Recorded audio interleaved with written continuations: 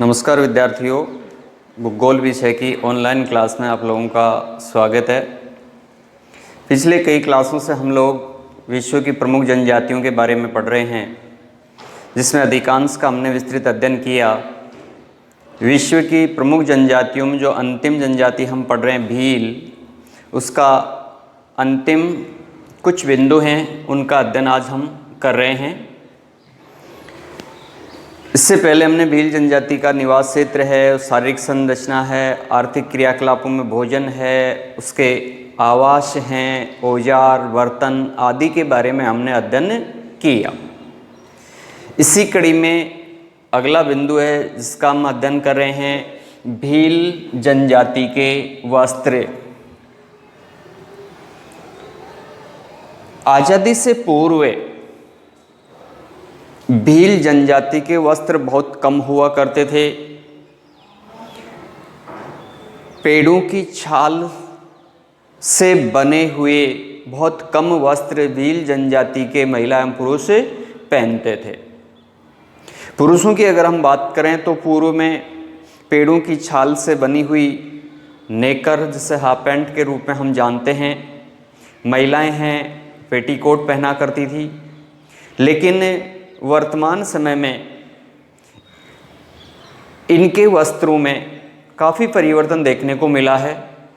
आज ये पूर्ण वस्त्र पहनने लगे हैं। पुरुष धोती, साफा, पायजामा, कुर्ता आदि पहनते हैं, जबकि महिलाएं जो हैं वो घाघरा, कांचली, ओढ़नी आदि पहनती हैं। छोटे बच्चे एक तंग वस्त्र पहनते हैं जिसे लंगोट कहते हैं। छोटी लड़कियां विशेषतः स्कर्ट के रूप में घघरी जिसे कहते हैं, इस प्रकार का वस्त्र पहनती हैं। पुरुष आज भी घुटनों तक एक तंग धोती पहनते हैं, जिसे स्थानीय भाषा में टेपाड़ा या ठेपाड़ा कहा जाता है। जो भील पुरुष घुटनों तक तंग धोती पहनते हैं छोटी, उसे स्थानीय भाषा में टेपाड़ा कहा जाता है। सिर पर छोटा तोले नुमा एक छापा पहनते हैं ये, जिसे स्थानीय भाषा में पोत्या कहा जाता है। ये भीलों के मुख्यतः वस्त्र रहे हैं। वर्तमान समय के अंतर्गत शिक्षा का जिस जैसे प्रसार हुआ है, उसी के साथ में इनके वस्त्र में, पहनावे में बड़ा परिवर्तन देखने को मिला है। पढ़े लिखे युवक वर्ग हैं वो पैंट शर्ट कोट आदि पहनने लगे हैं। महिलाएं जो हैं वो चमकदार वस्त्र अधिकांशतः पहनती हैं। आभूषणों के रूप में तांबा, एल्यूमिनियम, चांदी, सोने आदि के वस्त्र, ये आभूषण महिलाएं पहना करती हैं। पुरुष भी कुछ मात्रा में आभूषण धारण करते हैं। महिलाओं के अंतर्गत गोदना गुदवाने की प्रथा अभी भी प्रचलन में है। तो इस प्रकार से भील जनजाति के वस्त्र से जुड़ी हुई निम्न जानकारी रही है। इसके बाद में हम भील जनजाति की सभ्यता एवं संस्कृति, अगला बिंदु है भील जनजाति का समाज एवं संस्कृति।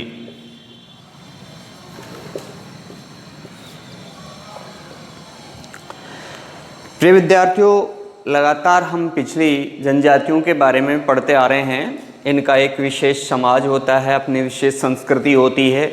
ठीक उसी प्रकार से भील लोग भी पितृसत्तात्मक समाज में निवास करते हैं। इनके छोटे छोटे समूह, जिसे गांव आवासों का एक समूह होता है जिसे फला कहते हैं। बड़ा जो आवासों का समूह होता है, बड़ा गांव जिसे कहते हैं, पाल होता है। भील जनजाति के अंदर अलग अलग गोत्र या कुल पाए जाते हैं। हर कुल का अलग अलग गांव होता है और हर गांव का अलग गण चिन्ह होता है। जो भी इनका बड़ा गांव होता है जिसे पाल कहते हैं, पाल का मुखिया जो होता है उसे ये गमेती कहते हैं, जो एक प्रकार से एक प्रशासक के रूप में कार्य करता है। वो भील जनजाति के अंतर्गत विभिन्न प्रकार की वैवाहिक प्रथाएं प्रचलित हैं। इसके अंतर्गत विशेषतः दो, एक कन्या का मूल्य चुका करके विवाह किया जाता है, जिसके अंतर्गत वर पक्ष की ओर से कन्या पक्ष को कुछ मूल्य दिया जाता है और उसके उपरांत विवाह कार्य संपन्न करवाया जाता है। इस प्रकार की जो प्रथा का प्रचलन है इनके समाज में, उसे दापा प्रथा कहते हैं। ये एक वैवाहिक प्रथा है, दापा प्रथा इसे कहते हैं। एक प्रथा और प्रचलित है इनके, जिसे गोल गधेड़ो प्रथा के नाम से जानते हैं। इस प्रथा में या गोल गधेड़ो प्रथा के अंतर्गत सभी भील समाज के लोग एकत्रित होकर के और एक प्रतियोगिता का आयोजन करते हैं, जिसमें कुछ शर्तें रखी जाती हैं और जो विजेता इन शर्तों के आधार पर पूरी कर लेता है उसे ऐसी प्रथा में, ये ऐसी प्रथा के माध्यम से विवाह करने का अधिकार प्राप्त हो जाता है। अर्थात इस प्रथा के अंतर्गत कोई भी युवक वीरता एवं साहसपूर्ण कार्य दिखाते हुए अपने लिए वधू चुनने का अधिकार प्राप्त कर लेता है। कि इसका विजेता होता है वो अपने लिए जीवन संगिनी चुनने का अधिकार प्राप्त कर लेता, उसको ये अधिकार मिल जाता है। तो इस प्रकार से इनके विवाह के अंतर्गत इन लोगों में बहुपत्नी प्रथा पाई जाती है। एक से अधिक पत्नियां भी रखना इनके समाज के अंतर्गत मान्य है। भील पुरुष, चाहे वो वृद्ध हो जवान हो, अक्सर पत्नियां इनके अंतर्गत या पत्नियां इनके होती हैं, क्योंकि एक के बाद में दूसरा विवाह ये संपन्न कर लेते हैं। विवाह के अंतर्गत कई प्रकार के प्रथाएं या वैवाहिक कार्य संपन्न होते हैं, जिसके अंदर मोर बांदिया विवाह होता है। मोर बांदिया विवाह भील जनजाति के मेलों में तय किया जाता है, जिसके अंतर्गत लड़का लड़की पक्ष को या लड़की को एक विशेष प्रकार का कपड़ा सिर पे बांध के और उन्हें अपने लिए स्वीकार कर लेता है। इस प्रकार की प्रथाएं इनमें मोर बांधिया है, हरण विवाह है, गंधर्व विवाह है, सामान्य विवाह, विधवा विवाह जैसे विवाहों के जो प्रकार हैं वो आदिवासी जनजातियों में प्रचलित हैं। इनमें जादू टोना, भूत प्रेत, अंधविश्वास जैसी प्रथाएं बड़ी प्रचलित हैं। इनके समाज और संस्कृति से जुड़े हुए बातों के अंदर अगर हम आगे बात करते हैं तो भील जनजाति होली एवं दीपावली जैसे त्योहारों को बड़ी धूमधाम से मनाते हैं। होली के अवसर पर भील जाति के द्वारा दो प्रकार के विशेष नृत्य जो गीत गाते हुए संपन्न किए जाते हैं। उनके अंतर्गत एक तो गैर एवं घूमर, ये राजस्थान के प्रमुख नृत्यों में से एक हैं, जिसके अंतर्गत भील जनजाति के लोग गैर एवं घूमर नृत्य करते हैं, गीत गाते हुए, जिसमें घूमर में गौरी जो पार्वती का एक रूप है उसके लिए गीत गाते हुए ये आयोजन करते हैं। भील जनजाति का जो सबसे बड़ा मेला लगता है वो राजस्थान की 3 प्रमुख नदियां हैं, सोम, माही और जाखम। ये 3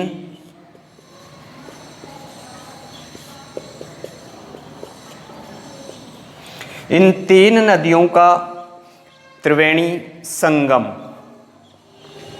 डूंगरपुर बांसवाड़ा की सीमा के पास में, इस संगम पर एक बड़ा मेले का आयोजन किया जाता है।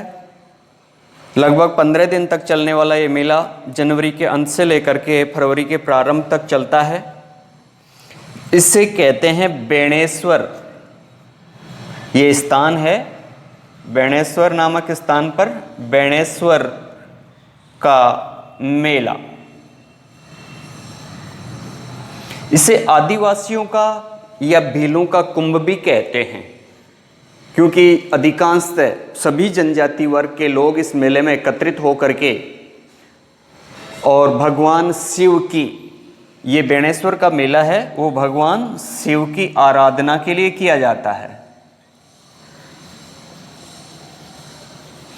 इस मेले में भगवान शिव की पूजा अर्चना की जाती है, इसकी आराधना की जाती है। इस मेले के अंतर्गत भील लोग एकत्रित होकर के अपने समाज उत्थान के कार्य करना, समाज की विभिन्न संस्कृति से जुड़ी हुई रस्मों को निभाना, वैवाहिक कार्यक्रमों को संपन्न करना, इन मेलों के द्वारा लड़के लड़कियों का रिश्ता तय करना, इस प्रकार की अन्य सरोकार भी ये भील लोग इस मेले में एकत्रित होकर के करते हैं। यहाँ पर प्राचीन समय से ही ये पवित्र स्थान भील जनजाति के इतिहास और पौराणिक कथाओं से जुड़ा हुआ है, इसलिए इस स्थान पर ये लोग इस मेले का बड़ा आयोजन करते हैं। इसे आदिवासियों का कुंभ भी कहा जाता है। समाज में इसके अलावा इनके जो स्थानीय देवगण जो होते हैं उनकी भी ये पूजा अर्चना करते हैं। प्रकृति के बड़े उपासक हैं ये, क्योंकि कृषक वर्ग से संबंध रखने के कारण ये लोग कृषि यंत्रों की पूजा करना, प्रकृति की पूजा करना, ताकि इनकी कृषि की जो उपज है वो अच्छी हो सके, इसको ध्यान में रख कर के ये लोग हैं जो प्रकृति की पूजा करते हैं। स्थानीय जो लोग देवता होते हैं इनकी भी ये पूजा अर्चना करते हैं। इनकी जो पंचायतें होती हैं उन पंचायतों के माध्यम से इनके जो आपसी विवाद या झगड़े या विभिन्न प्रकार के सामाजिक अवरोध जो होते हैं उनको दूर करने का कार्य ये लोग इन ग्रामीण पंचायतों के माध्यम से करते हैं। तो इस प्रकार से समाज और संस्कृति से जुड़े हुए निम्न जानकारियां हमने शेयर की। भील जनजाति को लेकर के अंतिम जो बिंदु है हमारा वो है आधुनिक संस्कृति का प्रभाव भील जनजाति पर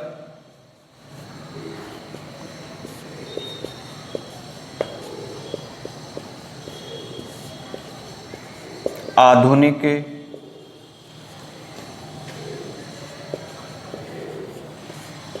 संस्कृति का प्रभाव।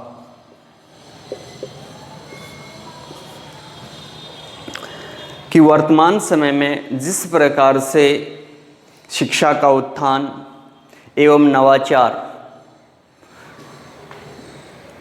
बदलते जा रहे हैं, उसके आधार पर भील लोगों पर भी इसका प्रभाव देखने को मिल रहा है। ये लोग शहरी क्षेत्रों से संपर्क में आने की वजह से या मजदूरी जैसे कार्य के लिए अब ये लोग ग्रामीण क्षेत्रों को छोड़कर के शहरी क्षेत्रों की ओर प्रवास करने लगे हैं। इसलिए कमोबेश मात्रा में शहरी संस्कृति की झलक भी इन लोगों के समाज पे, इनके जीवन शैली पे देखने को मिल रही है।